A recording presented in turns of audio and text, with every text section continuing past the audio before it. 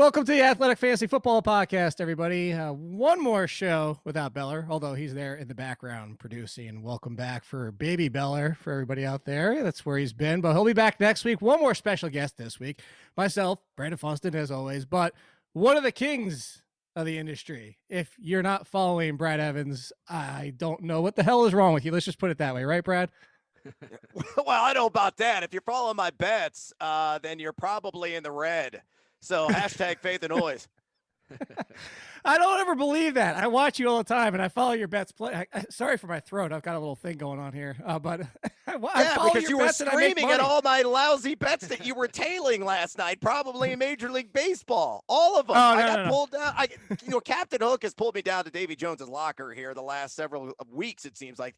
I've learned a valuable lesson from Senior Fun Buns, Mr. Funston. Never bet on the NBA over the last week of the regular season. Never do it. I couldn't resist. It was a siren I was saying song. 2 weeks. I was saying at least 2 Oh, weeks. my gosh.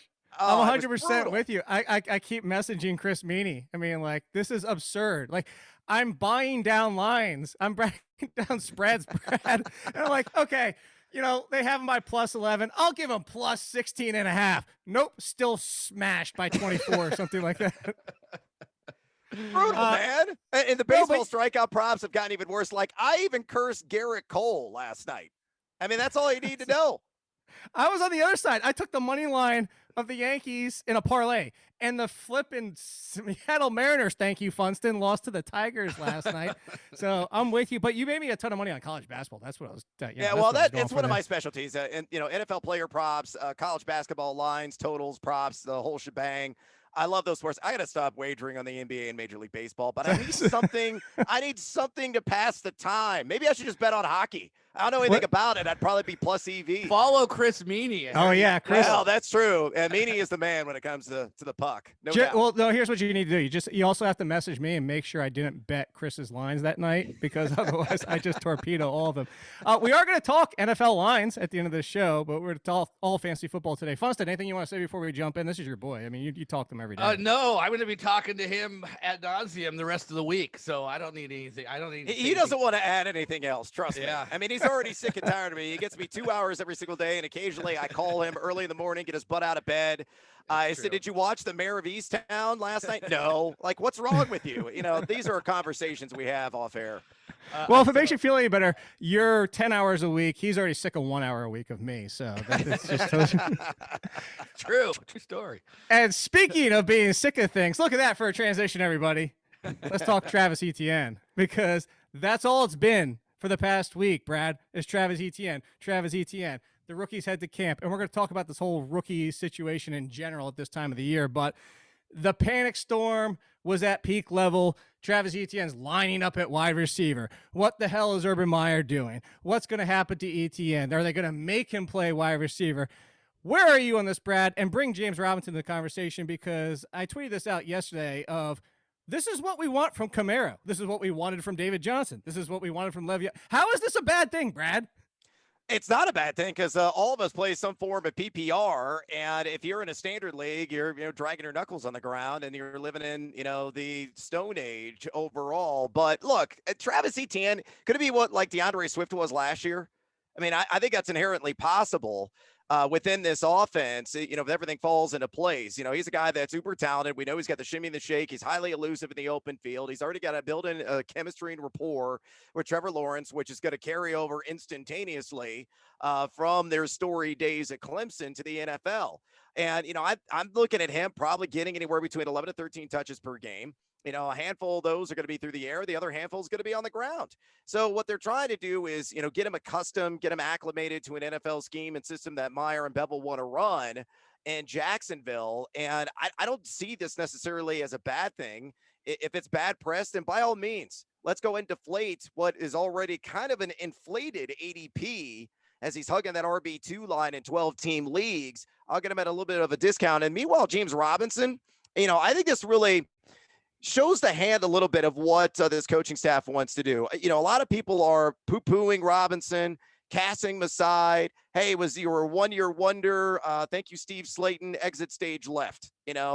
And I think James Robinson could easily command the lion's share of the red zone opportunities, win the goal line gig.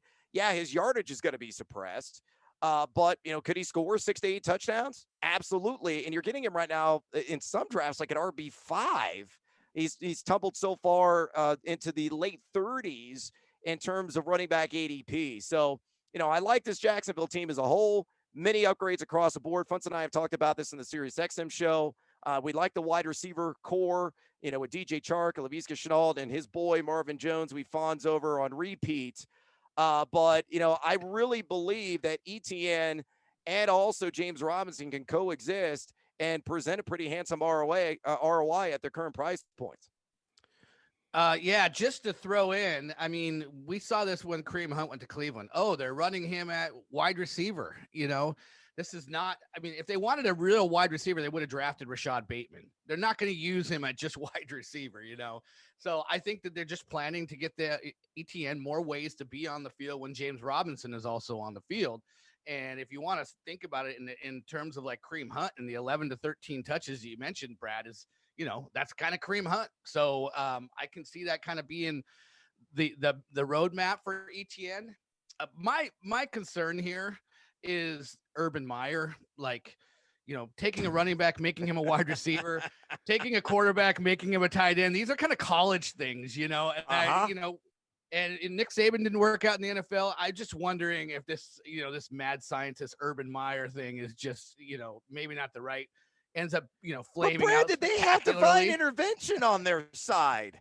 I mean, you can bet on Tim Tebow. Will they have divine intervention in week 1? That's the big question. Well, well, they're playing Houston. They don't need anything. All right, they're going to be fine there. But Tim Tebow, you can actually wager on this. He's 33-1 to win comeback player of the year. Wow. Why? Why is that a thing? Why is it even remotely offered? Because I've said this before. There are people that will say that Tim Tebow, can walk on water, and they'll happily put their money behind him. And the sports books would be crazy not to put that wager up because that's just free money for them. Well, so I wasn't going to hit on this, but I want to spin one thing into it. You were just saying, Brandon, that made me think of it. Urban Meyer also said Colin Johnson is somebody that could be a tight end option and didn't mention Shenault. He brought up Shenault and said he has the body for it, but not the skill of the presence of being the big body. He uses his body more in quickness. So this is a whole thing. Is all these things, Brad, it kind of starts to make me think of Chip Kelly. Is he getting too cute before we even get him into the NFL? Yeah, look, and here's the thing about Urban Meyer. His ego is bigger than all the rooms that we're sitting in right now taping this podcast combined. So he is stubborn as a mule, and I think it's going to be really hard for him to kind of change his ways. And, I will say this about Darrell Bevel. I know Funson has probably some unsavory attitudes toward him from his days in Seattle. Maybe not. No, maybe not.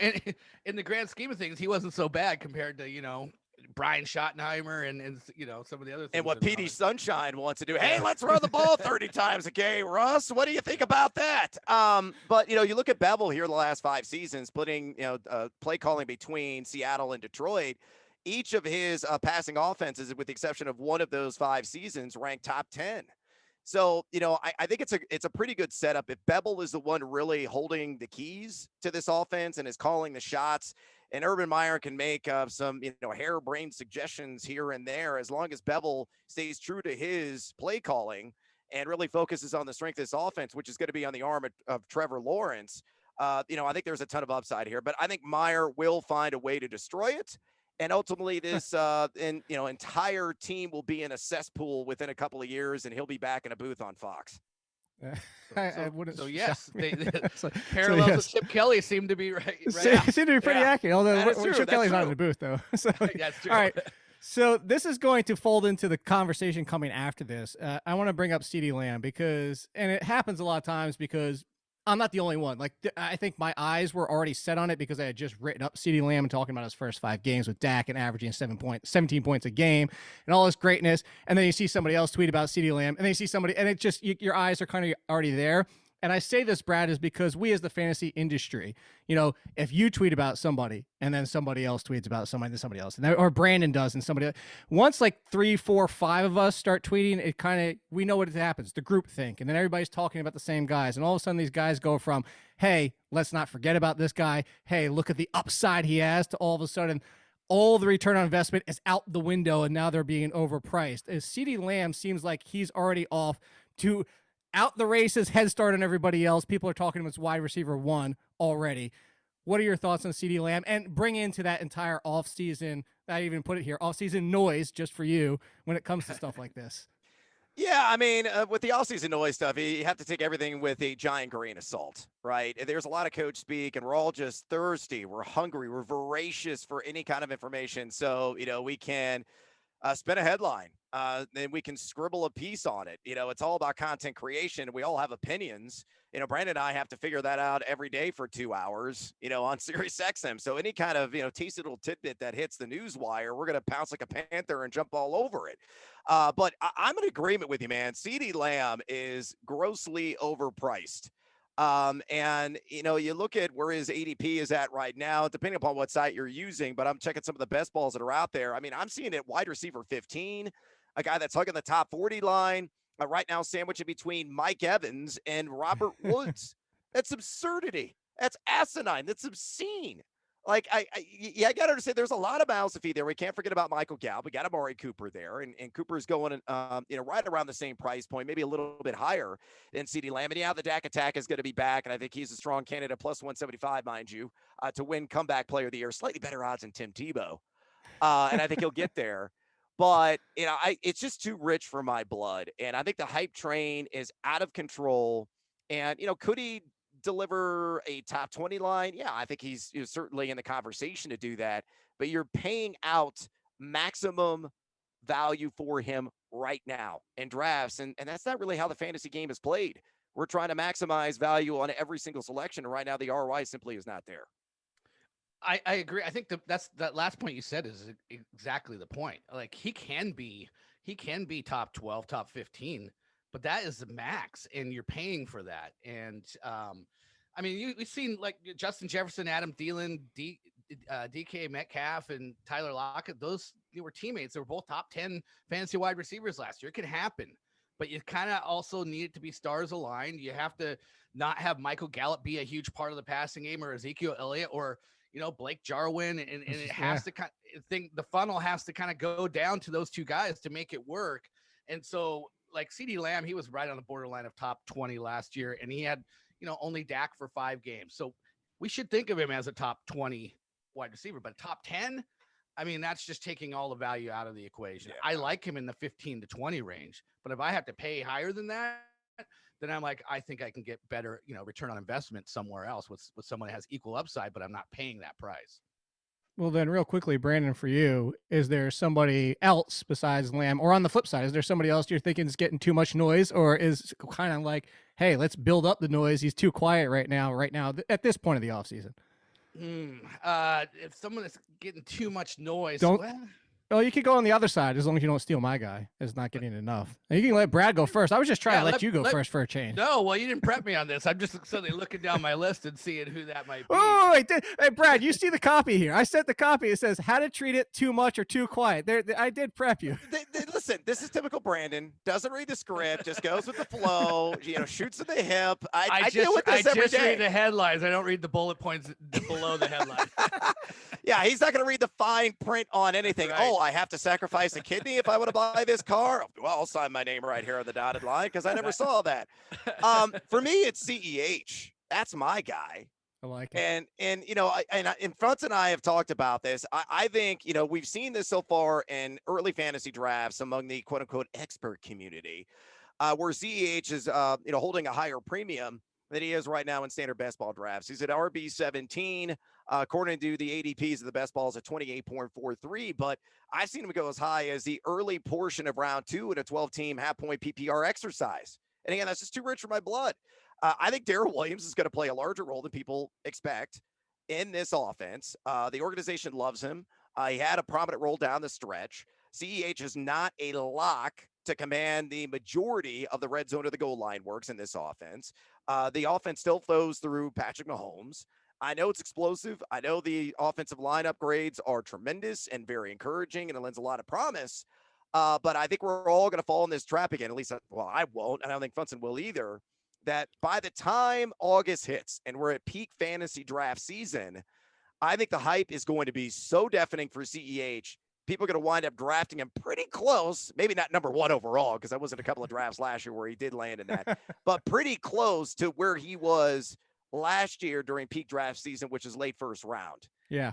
And for me, I'm just not buying that at all. I think he is going to be another disappointment this year. And you're overpaying if you're paying anything inside the top 15 in terms of ADP. Hell, maybe even inside the top 20, because I'm outside my top 20 at the running back position currently. You know what? I'll jump in here because CEH got me thinking about Josh Jacobs. Of course, everybody gets me thinking about Josh Jacobs. Really? Yeah. Really? Josh Jacobs? No. Get out.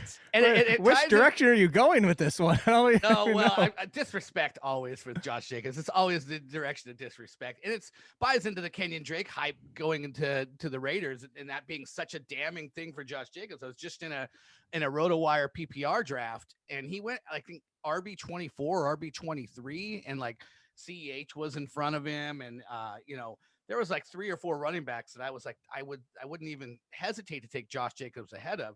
And the thing about Josh Jacobs is like they're just worried about Kenyan Drake, but Jacobs has 53 of 104 RB catches the last 2 years. Kenyan Drake's coming in, he's going to be the Kareem Hunt. If you think of Josh Jacobs as Nick Chubb, then he's been top 15 in PPR formats each of the last 2 years, and he hasn't even played full season. So I just don't see how Josh Jacobs falls into the mid-20s just because of Kenyan Drake being the change of pace back. See, well, here's my pushback. I wonder if Brad agrees with you or me, but my opinion is what you just said. Kenyan Drake's not a pass catcher. Like the offseason of where I did landing spots of where could we get the best situations for running backs is I put Kenyan Drake on the Falcons. Don't ask him to be the pass catcher. Just ask him to replace Todd Gurley and go out there, run the ball 15, 18 times a game and maybe get 2 or 3 catches. Similar, like you just brought up Nick Chubb. That's my concern, is that he's going to take some of the carries away from Josh Jacobs, and Josh Jacobs is still not going to improve in the passing game. Are you more with Brandon or are you more with me, Brad? No, I think I'm more with Funson, to be honest. You look at Kenny Drake, he did have 50 catches a couple of years ago in 14 games, prior to his stint in Arizona, and a guy that, was more of a pass catcher with the Miami Dolphins than he was a power back. It's very strange, his football evolution and what he has become. Usually you pencil a guy in and you know immediately what they are. It's almost like, kind of like Reggie Bush. Reggie Bush was a guy, remember, early in his career, he's kind of a jack of all trades in New Orleans Saints. Caught a ton of balls, electric in the open field, extremely slippery, difficult to bring down, not much a between the tackles guy. Well, then he went to Miami and he was a between the tackles guy, remember? Right. And then he, kind of later in his career went back to being more of that pass catching type. And I'm not comparing Drake to Bush by any stretch of the imagination because they're not even in the same realm talent-wise. But in terms of their employment or deployment, I think their career arc is somewhat similar. So I think Drake can step in and be more of that change of pace guy. I mean, they're talking about utilizing him in the slot, utilizing him primarily as a receiver. And maybe that's out of desperation because you look at Las Vegas and that Raiders wide receiver room is very underwhelming across the board. And maybe John Brown can elevate and stay healthy, and Smoke can deliver on all fronts, or Henry Ruggs can really step up, or Hunter Renfrow can be a consistent week-to-week slot guy. I mean, it's Darren Waller and just a bunch of May right now on that roster. So Kenyan Drake could carve out a role within this scheme. So, I'll be really curious. That'll be one of the things I'm going to zero in on during the dress rehearsal in preseason. When we get to like weeks 2, week 3 of the preseason, when, starters are playing meaningful action, there's a little bit of scheming going on. It's not entirely vanilla. If they deploy Drake more as a receiver in those instances, that could be a harbinger of a lot of catches to come in the regular season. Yeah, I'll agree with that. If that's how things break out, I'm more with you. My concern is if that is. I hope that change is coming. We'll I definitely hope. For mine, Brandon already knows this. I brought him up. I'm going with the too quiet. I am all over Josh Reynolds. I am all over. The Yeah, Titans made it yeah, clear like it. that Josh Reynolds is the replacement. They did nothing to address the rest of that, and I want him walking into that Corey Davis share, who, by the way, did his share in only 14 games. And I am the Josh Reynolds needs more attention. So real quickly before get to a few more topics, I want to circle back to the CeeDee Lamb thing real quick. Now, Brandon, you ready if I come to you first this time? I think is that so. okay? Okay, this is a sub point, so I don't know if you read it, but I did. I think I'm prepared. Do you ever? And I know that cost comes into play because you're probably not going to want to do it with your second and third round picks, or even second and fourth. You're not going to want to go Jefferson, Thielen. But are you ever in drafts where you're like, you know what? I have no problem taking 2 wide receivers from the same team because they can finish inside the top 15, and if that's the case, they're the best options for my team on the draft board. Yeah, I mean it's totally it's about environment when I do that. It's like, is this team throw a lot? And again, is the funnel 2 guys and not a socialistic kind of approach where they're spreading the ball all around and there's actually a bunch of other attractive options there as well. So I mean, Atlanta with Calvin with Ridley and Julio Jones, when Julio Jones is healthy, like give me both of those guys on any given Sunday, right? Like, I mean, that's a great situation. They always throw the ball a lot. Pittsburgh's, last few years of Ben Roethlisberger, they've thrown the ball a ton. Now they have 3 receivers, and that gets a little bit dicey. But, Deontay Johnson and Chase Claypool, I'd happily take both of those guys, roll them out each week as well. There's a lot of, DK and Lockett. I mentioned that. I mean, David Moore, he's been nothing. Their number 3 receiver's been nothing, and they – hold on, Brad. I brought this up to Brandon a few weeks. Do you know what the third most targets were on that team last year for the receivers for Seahawks? Actually, not just receivers, running backs, tight ends, receivers. It was David Moore. Do you want to know what his targets were? Let me guess. Let's see. David Moore had 54 targets last year. You overshot by 7. Yeah. Oh, all right. I was in the ballpark, in the vicinity. You're in the ballpark. It was in the nice 40s. Number. Yeah. 47. So what about you, Brad? Do you have any problem with like Tampa Bay? We could throw, if we get a whole healthy Odell Beckham. I think there's teams we could throw into this 2 wide receiver situation for a lot of fantasy squads. Yeah, I mean, you look at a team like San Francisco, it's Deebo Samuel, it's Brandon Ayuk, and, you do have George Kittle there. But if you're just focusing explicitly on the wide receivers, that's really a 2 wide receiver scenario there. I mean, there are so many of these that are out there, and Terry and Samuel. Yeah. I mean, that's another one that really stands out. It's fascinating, and I'm really curious to see how a lot of these are going to develop because, there's going to be somebody that's going to emerge from the woodwork. Much like maybe Cole Beasley did a couple of seasons ago. We knew what he was in Dallas, and then he goes to Buffalo, and he's always forgotten about, but he's a consistent, 3rd wide receiver threat, and maybe he's going to be more of the wide receiver 2 this year. We'll see what Gabe Davis can do within this offensive scheme with the increased opportunity. But yeah, I mean, like Washington, as you mentioned, with Curtis Samuel and Terry McLaurin there, Diami Brown is fascinating to me as a rookie because it's a clear path to opportunity. All you got to do is unseat Kelvin Harmon. And if you could do that, you got Logan Thomas there as well, but you have a loose cannon quarterback who all he does, I call Ryan Fitzpatrick the Lorax. He speaks to the trees and brings opponents to their knees. And all he loves to do is just throw the pill recklessly down the field. And Diami Brown, you look at the film at North Carolina, that North Carolina roster, holy mackerel, just loaded with fantasy goodness last season. And maybe the number 1 pick in next year's draft too. Well, yeah, that's true. Very, very astute point there, Brandon, which you can wager on right now if you really want to at various sportsbooks across the country. But Diami Brown has got some Gumby-like athleticism in terms of his bend, his contortion skills, his ball adjustment. He's a guy that could step in and, maybe be a sneaky source for 50 to 55 receptions, 750 to 850 yards, and a handful of touchdowns. Now, is that going to win you your fantasy league? No, but there are also psychos like me that play in 18 and 20 teamers. And if I can get a guy like that, fairly late in a draft to yield, decent flex value week in and week out, I'm going to take it all diggity day long. Yeah, I've been you with a Will Fuller light, basically. I like the upside for that one. I like that. And I like the fact that you transitioned right into my next point without even realizing it. I wanted to talk about rookie wide receivers that aren't the big 3. And more so, it's super early. Again, this rookie camp situation, they're the only people in the field are rookies, everybody. Like, of course, we're going to see a lot of situations. But the Amon-Ra St. Brown, oh, this opportunity he's stepping into. It's a great. Amari Rodgers could be the number 2, assuming the other Rodgers is back. And then you have Kadarius Toney, who's buried. You have Nico Collins, which we've heard good and bad about every single day. Rashad Bateman's not the best landing spot. Is there somebody from the non-big 3 that you really like for your rate, whether it's opportunity or skill set that you're really looking as? This could be the guy that surprises as a rookie. Yeah, for me, I really love Elijah Moore's skill set of the New York Jets. I mean, he's a guy that's highly explosive. He's route savvy. He's got that quick twitch. You know, he's not the biggest dude. He's diminutive in size. He had 5'8", 5'9", and 185 pounds, probably soaking wet. But you know, he's a player that I could see coming in and potentially even overtaking one of Brandon's favorite guys. He was perpetually underrated, Jamison Crowder.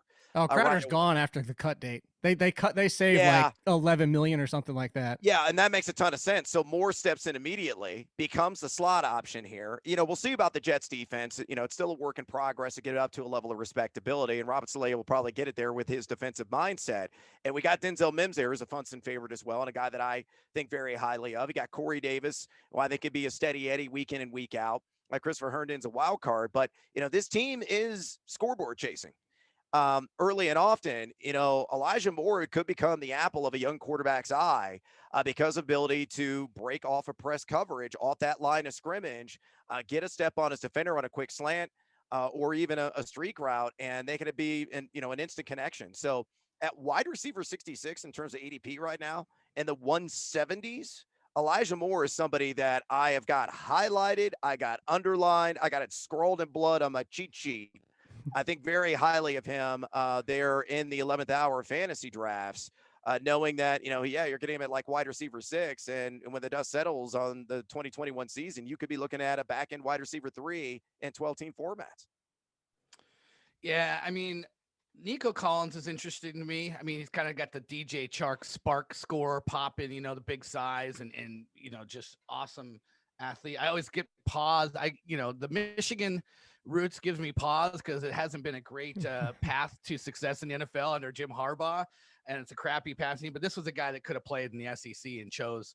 He could have played for Alabama and LSU and chose to go to Michigan. So if Deshaun Watson plays meaningful, you know, if he's playing games this year, Nico Collins could get very interesting quick. So the other guy that I think is a sleeper is Josh Palmer, and I've talked about him before, Jake. I like his skill set at Tennessee.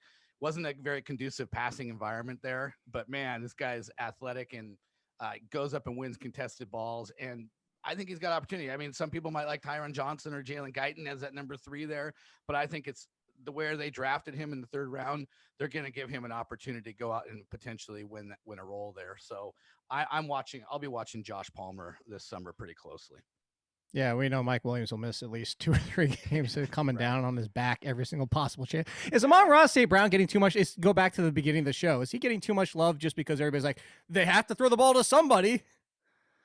Yeah, I think a little bit. And, you know, I love him and using the bulletin board material and the motivation. Oh, I've memorized all 15 wide receivers that were taken ahead of me in this NFL draft. I'm never going to forget them. All right, dude. Yeah, you know, hey. It feels like a street cred thing to say now. So many people have done that. Yeah, look, I would go full speed and, you know, Hopper's character in that film, you know, pop quiz hot shot, name all 15 right now and see if he'd actually get him right. And if he rifled them off, then great, more power to him, more credit to him. But, you know, I thought he was a good prospect, not a great prospect out of USC. And I think we're overlooking Brashad Perriman slightly. You know, Perriman is only, a season and a half removed from that spectacular finish that he had with the Tampa Bay Buccaneers. And I know it was full Jameis, I don't give a flying F football at that point, but that's what it's going to be the entire year for Dan Campbell's Detroit Lions. And if there's a real lion in the clubhouse, they're all going to be running streak routes down the field. That's what Dan Campbell wants. He's like, I want a pet lion. Tyrell Williams, while he's healthy, he'll be doing something while he's out there until he gets hurt. Yeah, I mean, there's somebody is going to catch the damn ball. It could be a whole lot of DeAndre Swift underneath, but we know that Jared Goffel has so many downsides to his overall skill set. But you're right. I mean, this team is probably trailing 20-0 in every game so far this season. Yeah, I'm willing to invest in DeAndre Swift at market price and TJ Hawkinson. I probably won't roster another Lion out of the gate. I will roster Perriman. I will say that much Well, because I I think mean, because by default he's he's going to be the free. wide receiver one. Nobody Yeah. wants him. What's his ADP? Nothing. I would guess Nothing? outside the top 15. I would say We're going to pull it. Wide receiver 75, 204.97, gentlemen. There you undrafted. There you go. Yeah, there you go. Well, All right. You may not have. You can just probably wait week 1 and just grab him after that, or whatever. Before we go to this next one, I just want to say, yes, we are going to talk about him next week again, Beller. I know you're probably going to rage out when I bring up his name because you haven't been able to talk about him, but we're talking Justin Fields because he's in the news. Yes, again, Beller, we will come back to him. I promise. Justin Fields, what's up? Let's do it. From behind, off screen, I had to get in and say something. I haven't talked about football on air in a month. I'm itching, and Justin Fields happens. Yes, okay, you guys run with it. I can't wait. Don't worry. Evans will channel you, Beller. He will channel I'm surprised you didn't name your daughter Justine just for that, honestly. I want to talk Justin Fields because we've all been laughing since the draft at Andy Dalton's the quarterback. Andy Dalton's the number one. Andy Dalton's the starter, blah, blah, blah, blah. There's a two-part question here, Brad. First part is, when do you honestly, your opinion, think Fields starts? And then two, whether it's week 1, whether it's week 4, whatever it is, once he is, what fantasy value does he have? He will be the starter week 2 because we know what's going to happen week 1 with Andy Dalton under center under the primetime lights. He is going to melt against the Rams, which is arguably the best defense in the NFL on paper coming into the regular season.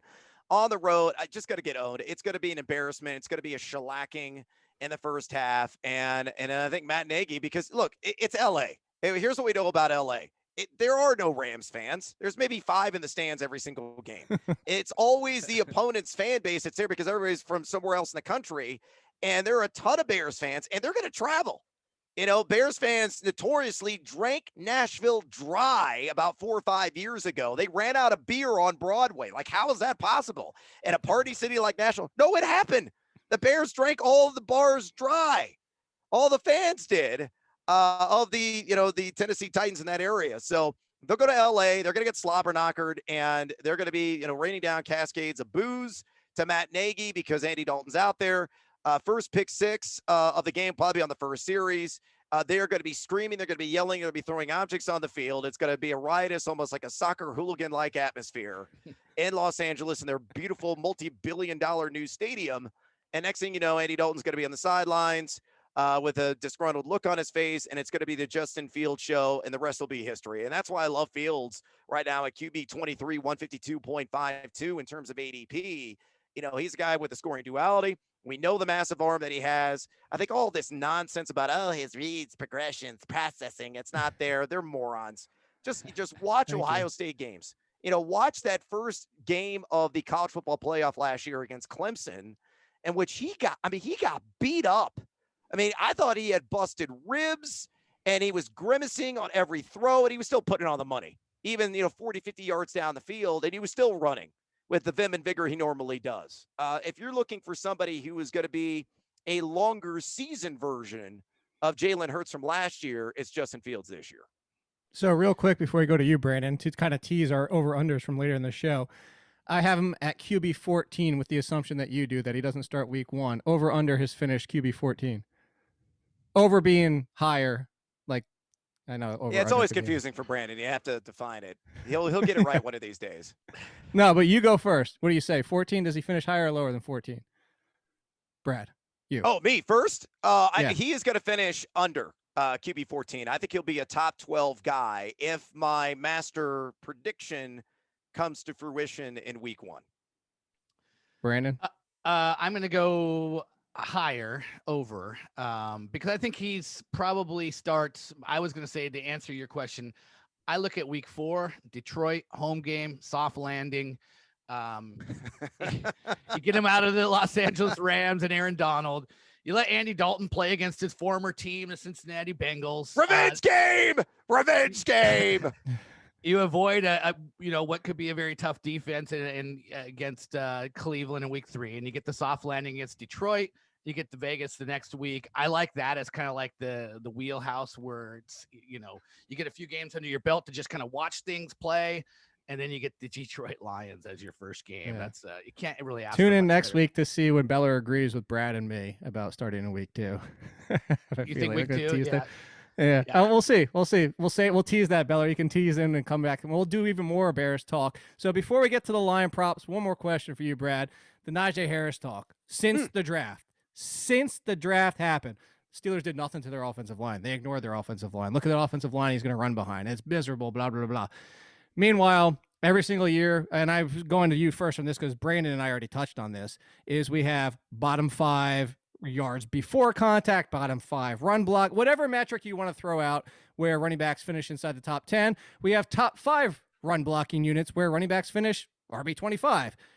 For you, does offensive line matter with somebody like Harris? It plays a factor, but volume speaks, and very loudly. And, to go spinal tap on it, it's cranked to 11 with Najee Harris. Because, Alfonso and I were talking about this on the Sirius XM show yesterday. I am buying into the idea, and, with the added game this year, it's a minimum 300 touches for Harris, as long as he stays healthy. He is going to be the new Le'Veon Bell in this offensive scheme. I mean, they're already talking about lining him up at the X as a receiver on occasion. You're probably going to see him in motion a lot. You're going to see him in the slot. He could be that power back between the tackles. And, they added Kendrick Green via the draft, former University of Illinois Fighting Illini. Shout out, Champagne in the house. So hopefully that can shore up the interior part of that line. And Pat Freiermuth is a pick that I don't think we should really overlook, because I saw Pat Freiermuth obliterate dudes in college in terms of run blocking, whether he was at Penn State. So I think that's an upgrade there if, they're going to feature him in that capacity early and often this year. So all we're asking for is just, a somewhat, it could be a painfully mediocre, a below average offensive line.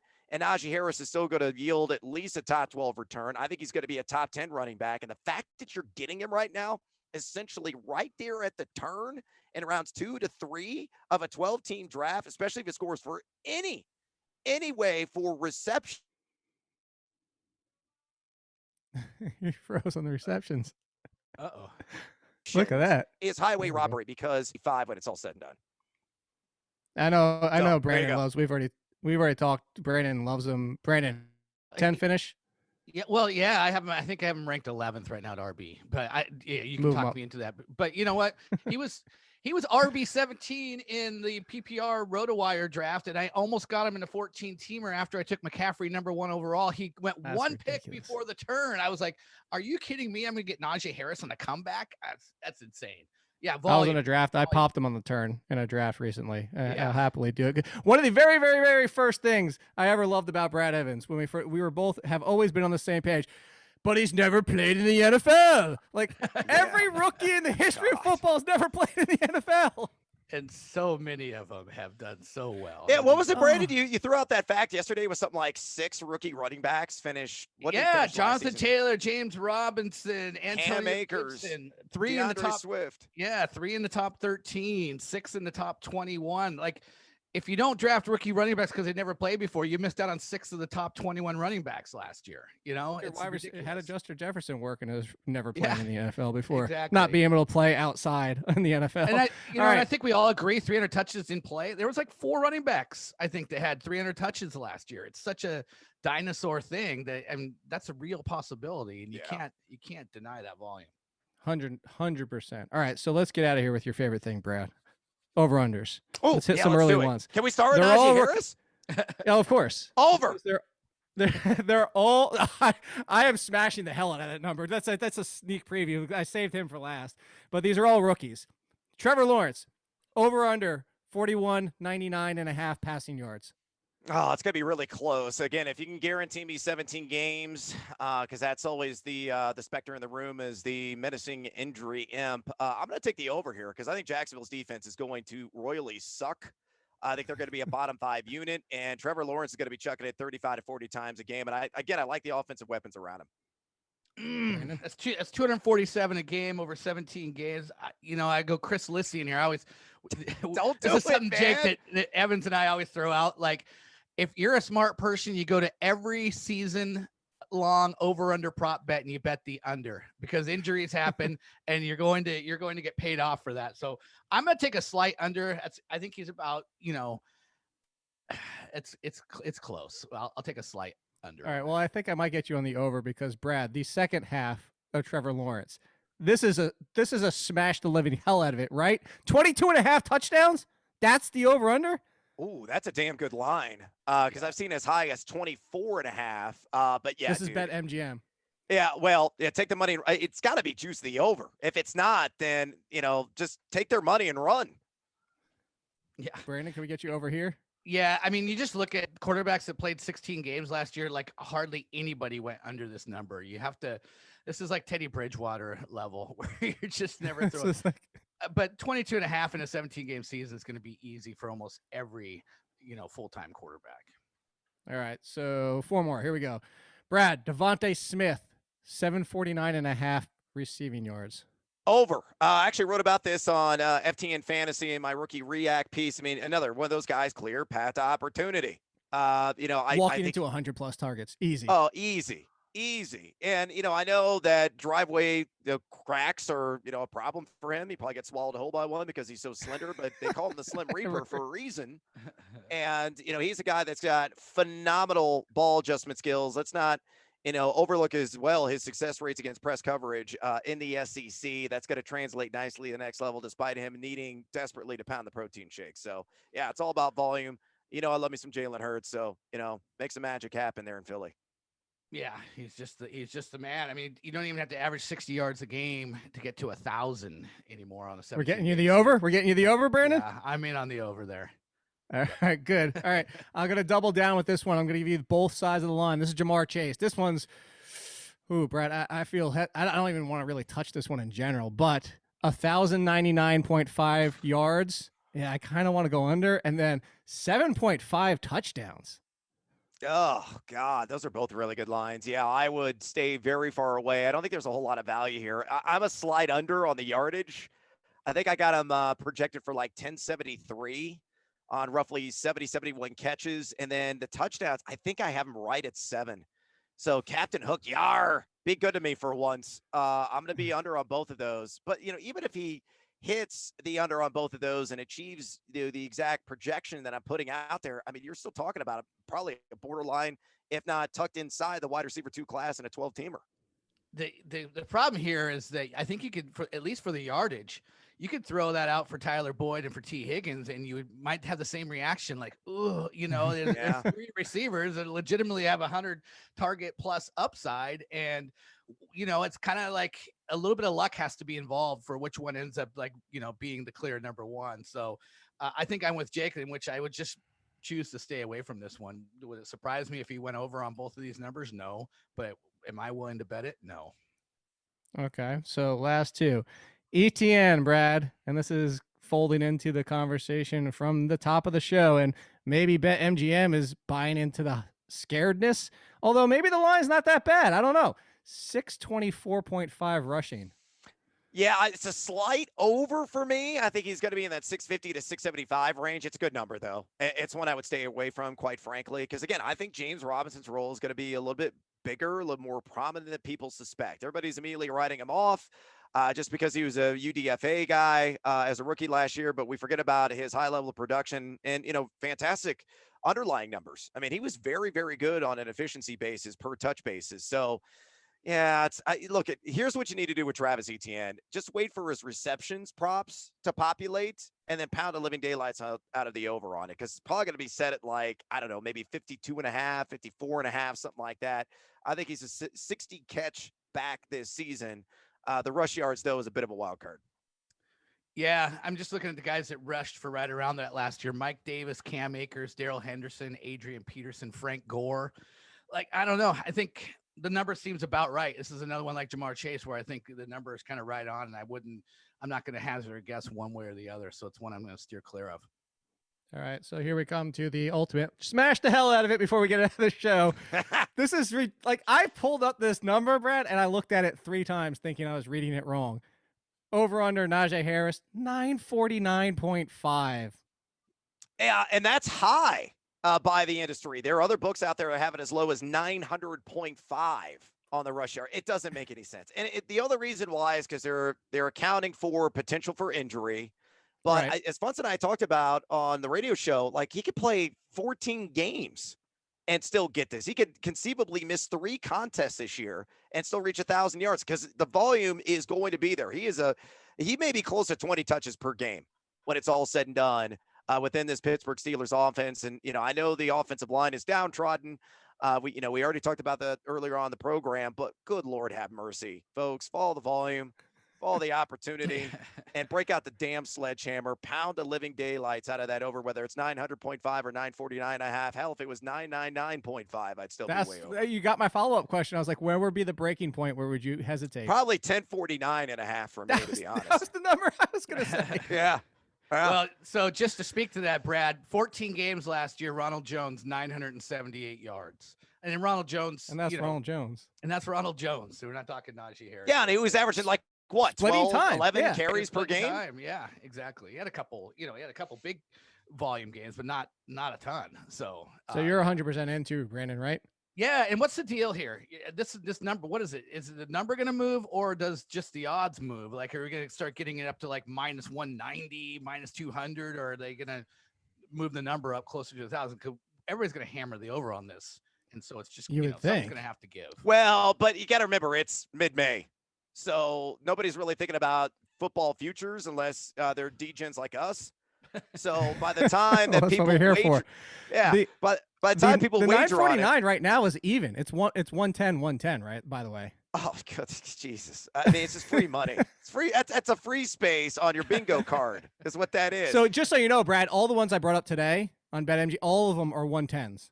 Just so you know. Yeah, because there's no action on it. Because somebody's thinking about it.